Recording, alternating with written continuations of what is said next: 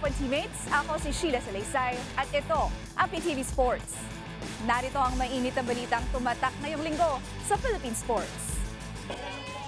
Nasa kabuuang isang ginto, 4 na silver at 2 bronze medals ang ibinulsa ng Pilipinas, katapat ang pinakamahuhusay na obstacle course athletes mula sa 50 bansang lumahok sa nasabing kompetisyon. Sa pangunguna ni 2023 Southeast Asian Games gold medalist Precious Kabuya, nasungkit nito ang gintong medalya sa ginanap na OCR 100-meter female event sa kanyang world record breaking performance na tumapos sa oras sa 31.389 seconds. Maliban pa rito, 4 na silver medals naman ang nakuha ni na Mark Julius Rodela sa OCR 100-meter elite male category, Edris Dizon sa OCR 100-meter Juniors Boys Division, Teresa Del Rosario sa OCR 100-meter Junior Girls at Gavin T sa OCR 100-meter Men's Youth category.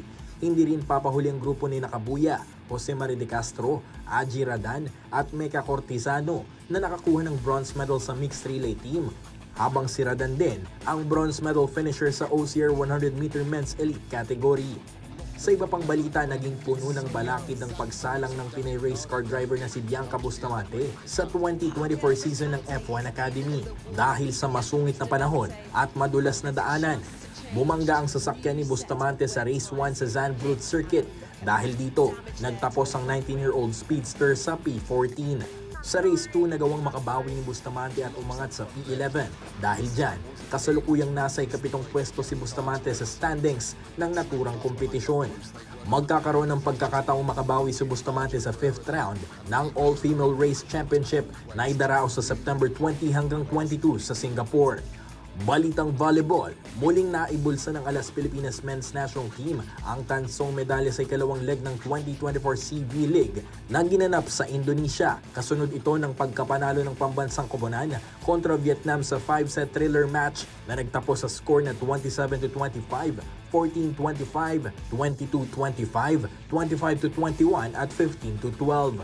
Hindi man nakapaglaro ang volleyball stars sa sina Brian Bagunas at Mark Espejo. Pinangunahan naman ni Coach Angiolino Frigoni ang koponan kung saan itinanghal pang best outside hitter ang Pinoy champ na si Micaelo Budin. Naging matagumpay ang isinagawang hosting ng Karate Pilipinas Sports Federation sa ginanap na 22nd Asian Karate Youth Championships na tumagal ng 3 araw sa Phil Sports Arena sa Pasig City. Humigit kumulang 6 na raang partisipante mula edad 14 hanggang 20 gulang na mula pa sa higit 30 Asian countries ang lumahok at nagpakitang gilas sa nasabing kompetisyon. Opisyal lang nagtapos ang 22nd Asian Karate Youth Championships na kung saan nagsilbi itong magandang exposure para sa mga atletang Pinoy na hindi pa nakakaranas sa mga ganitong klaseng high-class competitions. Kasi mahirap yung ang umalis lang national team lang lagi. So ngayon nakita na nila, ganito pala ang international, ganito pala ang standard. That is the main goal. Sa chess, naibulsa ni Filipino International Master Daniel Quizon ang ika-6 na pwesto sa 30th Abu Dhabi International Chess Festival Masters na ginanap nito lamang Sabado. Sa kartadang 7 wins at 2 losses, napabilang si Quizon sa 6-player tie para sa kampyonato ng prestihiyosong chess tournament. Subalit, kasunod ng tiebreaker, nakuha ng 20-year-old wood pusher ang 6th place. Sa kabila nito, nakakuha si Quizon ng 33.3 additional ranking points matapos patumbahin ang 4 na Grandmaster at 3 International Master. Sa kabuuan, 2,490 na ang live rating ni Quizon at 10 puntos na lamang kinakailangan niya para maging susunod na chess Grandmaster ng bansa. Sa athletics, inanunsyo ni Filipino pole vaulter star EJ Obiena na ihihinto na niya ang pagsalang sa paparating na international competition ngayong 2024 season. Sa social post ni Obiena, kinumpirma niya na nagkaroon siya ng stress fracture sa kanyang spine at minabuti na magpahinga na muna ngayong taon. Sinabi niya rin na magbibigay siya ng detalye kung makakansela na rin ang Philippine Pole Vault Competition na nakarakdasa ng idaos sa bansa ngayong buwan ng Setyembre. Balitang football, matapos ang 6 na buwan, nagbitiw na sa pwesto bilang head coach ng Philippine Men's National Football Team ang Belgian mentor na si Tom Saintfiet. Sa isang statement, kinumpirma ni Philippine Football Federation Director of Senior National Teams Freddy Gonzalez ang paglisan ni Saintfiet na magbabalik sa Africa upang pamunuan ang football team ng Mali. Sa ngayon, si Seniors Team Assistant at Under-23 Head Coach Norman Fegidero ang magsisilbing interim head coach para sa ating pambansang koponan na nakataktang sumabak sa Merdeka Cup sa Malaysia mula September 2 hanggang September 12. Matapos ang kanyang national team duty kamakailan sa FIBA Women's World Cup pre-qualifiers, maglalaro naman ang Gilas Pilipinas center na si Jack Daniel Animam sa isang Romanian Basketball League. Sa kanilang Instagram post nitong Miyerkules, inanunsyo ng Liga National Team na makakasama sa koponan si Animam para sa 2024-2025 season. Ito na ang ikatlong European League na mapapabilang ang 6'5" cager na matatandang nakapaglaro na rin sa Serbia at France. Paulo Salamatin para sa Pambansang TV sa Bagong Pilipinas. Abangan ang iba pang mga susunod nating balitang sports sa PTV News.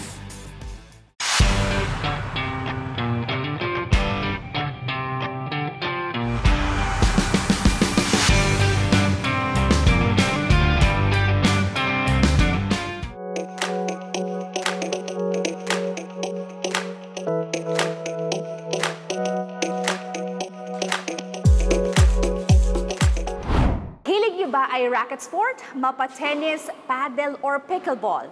We got you covered. May isang training facility dito sa Makati suited for professionals and even for beginners who are eager to try this type of sport. And the best part, indoor siya. Ako si Sheila Salaysay and let's explore this training center dito sa Sports Trip.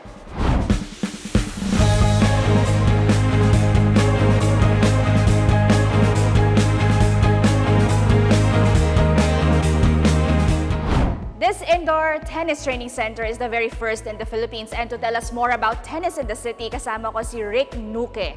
Yes, hi Rick, tell us more about the concept of tennis in the city. Saan ba ito galing? Kailan ito dumating sa Pilipinas? Okay, actually ang tennis in the city, kinuha po siya or inadapt sa Korea and Japan. Bali, nag-start po kasi ang tennis in the city April year 2024. Dito sa Makati, napakahirap mag-book ng tennis court. Ang ikinaganda lang po dito sa Tennis in the City, indoor court, anytime. So, 6 a.m. to 9 po, open naman po kami. So, pwede po kayong mag-visit po dito. Pwede po ang mga professionals, young students, pwede po. Naganda lang din ng tennis indoor court or training court. Umulan, umaraw. Pwede po tayo mag-practice po dito. Okay, para sa mga players na hindi pa marunong or yung gustong matuto? Actually, 6 years old po, pwede na maglaro. 6 years and above. And then, beginners, pwede po since meron po tayong ball machines. And then, ang ball machines naman po natin, pwede naman po siyang i-set. Playing here works under both a membership and pay-as-you-play scheme. Itong pinakaunang training facility in the metro has 3 tennis half courts that players can use. There are targets on the wall na kapag sanay ka na, it will serve as your target and help you improve your direction when hitting the ball. This facility is designed for all players and skill sets.